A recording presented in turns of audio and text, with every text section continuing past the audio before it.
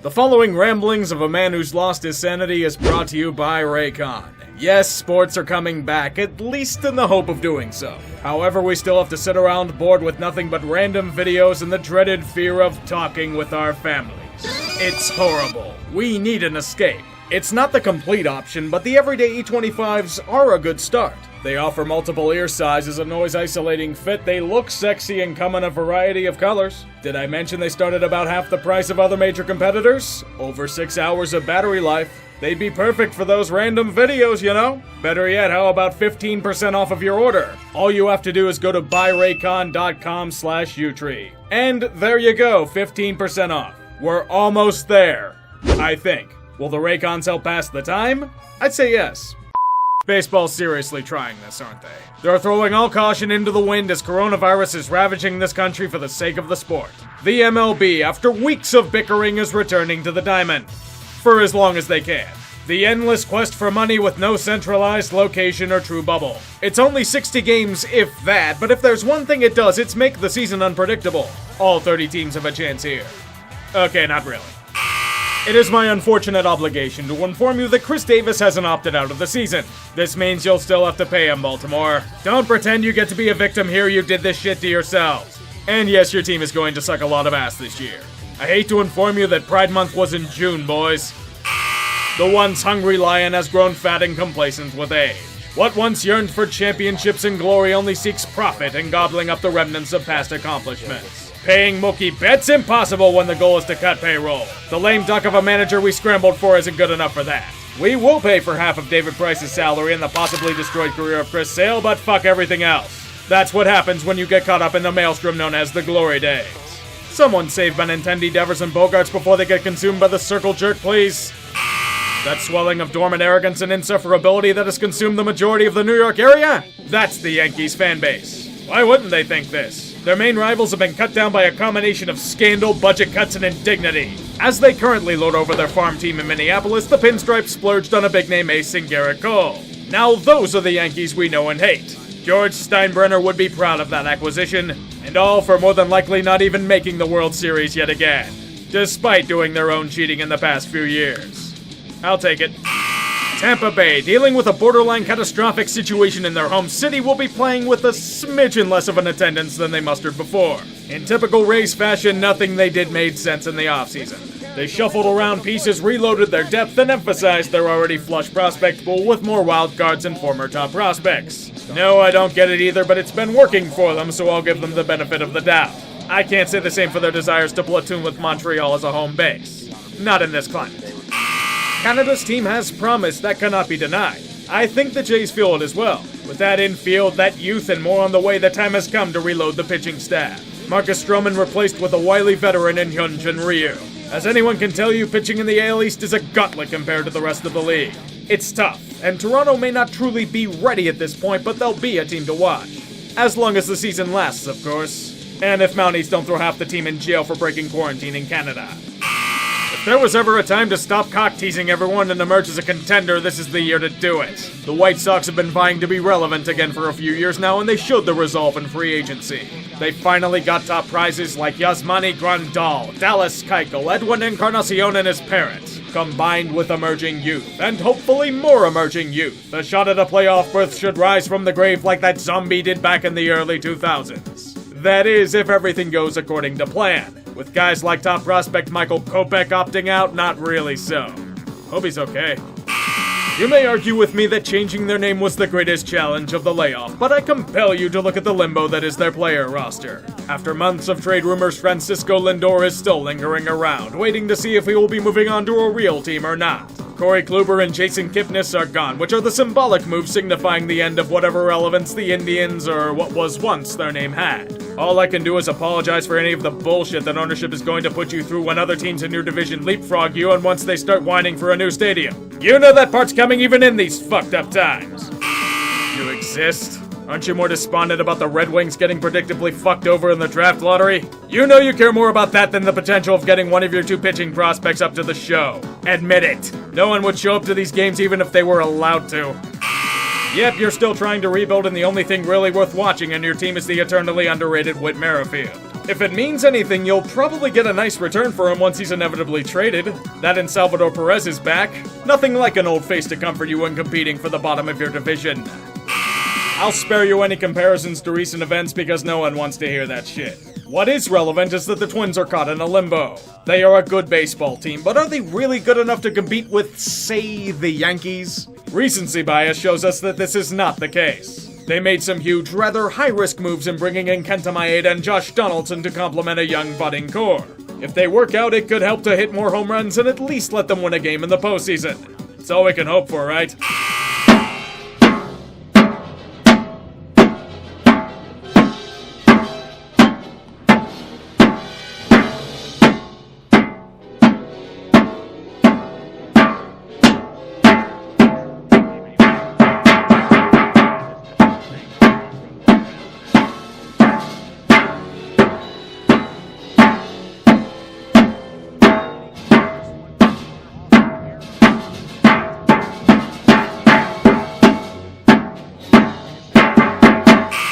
To have Mike Trout, or not to have Mike Trout? That is the question.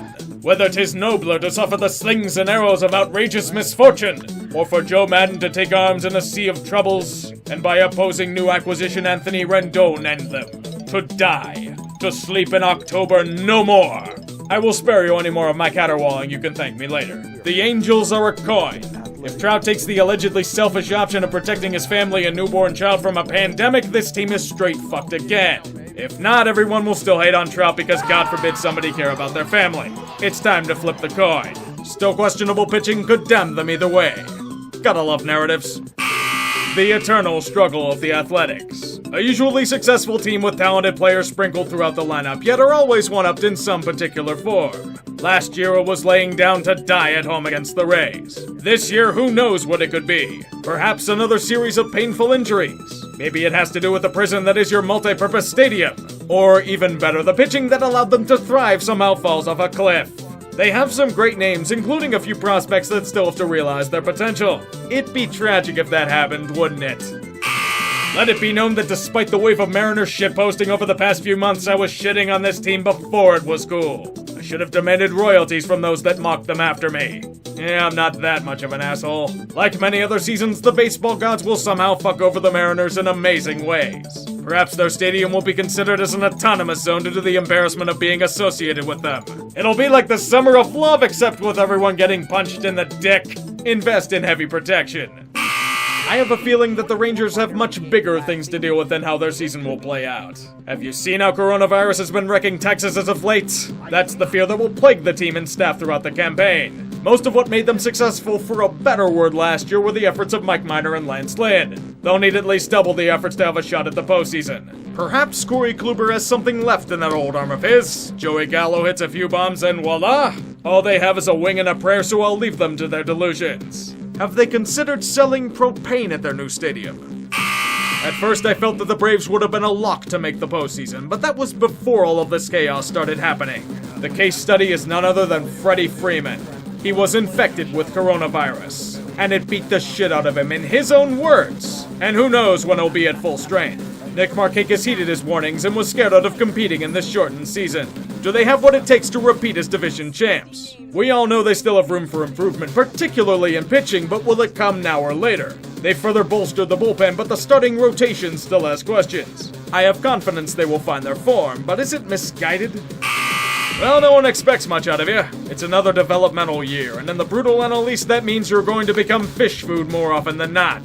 There are some promising pieces here, but they'll need more time before they can become effective players at this level. Perhaps the only numbers increasing won't be in the state's daily coronavirus case count. Their reward for their noble sacrifice? The second hardest schedule in baseball, loaded over by their division opponents and the AL East. At least you get Baltimore for a few of those games. How are you gonna fuck everything up this time? Season-ending injury to Thor, that's a good start. I do have one question. Has anyone actually seen Jed Lowry over the past 15 months? I feel like he's either a mythological being or another Ponzi scheme. As the Wilpons jockey to maintain some semblance of control while trying to sell the team and burn it to the ground, the Mets will somehow become LOL Mets. Even if it's not on the field, it's off of it. It's the only consistent joy we have as baseball fans. It's a shame because they have budding talents coming through the system onto their main roster. A can only hope they survive the madness that is, well, yeah. All I can do is laugh. Over $400 million spent last offseason, and all it got you was a 500 record. Today, more money is being spent to perhaps get them a few games over 500.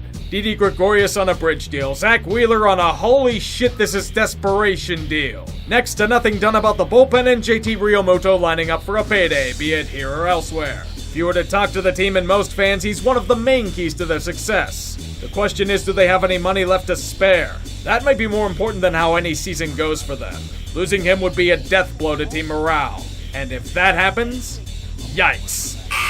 Just like the Capitals, you gave DC a reason to stop giving a fuck about the reign of Dan Snyder. Title defenses are tough, and losing Anthony Rendon sucks, but they should be in decent shape to try again. That huge amount of money given to Steven Strasburg should help out with that. The bench has also been bolstered, but they'll be without a few faces. Joe Ross isn't here, but he was competing for a pitching spot. The real loss is in Ryan Zimmerman. He will not be joining the team in the bubble. It's a huge blow since he's been the face of this organization for almost 15 years. And it also might mean his retirement. Now all you can hope is that Juan Soto and Victor Robles don't get the Rona. And Max Scherzer. There's always trusty Max Scherzer to develop radiation powers to have another 20-win season. Let's take a listen to our trusty Cubs correspondent on how hopeful they are for the upcoming season. Shh, let them sleep. Perhaps in their slumber they'll realize they still have potential and will finally live up to it. It's a pipe dream, but allow them that false hope. Let's count the dingers Greg Kimbrell gives up. 1 dinger, 2 dingers. Oh boy, are you ready, Cincy? Every other team in your division is either dog shit, self-destructing, or doing some semblance of a reload. You, on the other hand, are throwing everything towards finally not being garbage for the first time since Obama was president. There is a lot of talent they've brought in over the last 18 months or so. Whether or not it's wise or foolish is to be determined. Keeping Moose at second base is bold, I will say that. Hopefully the bats will play up to ability unlike last season and finally complement an emerging pitching core. You honestly better hope so. There's been enough disappointment this year for the Reds to keep doing their usual shtick. Last year led to a lot of sour feelings.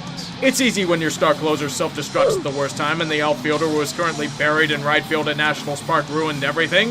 The result of Washington allegedly defeating racism is a mass overhaul of the team. Pretty much knew everything, except for Yelich and Braun. They will be here for a bit. Yelich, you're a lucky son of a bitch. You sure there wasn't insider trading involved? Their question marks in pitching have been replaced with more question marks in pitching. Reclamation projects and Korean League superstars everywhere, but will they pan out? Maybe?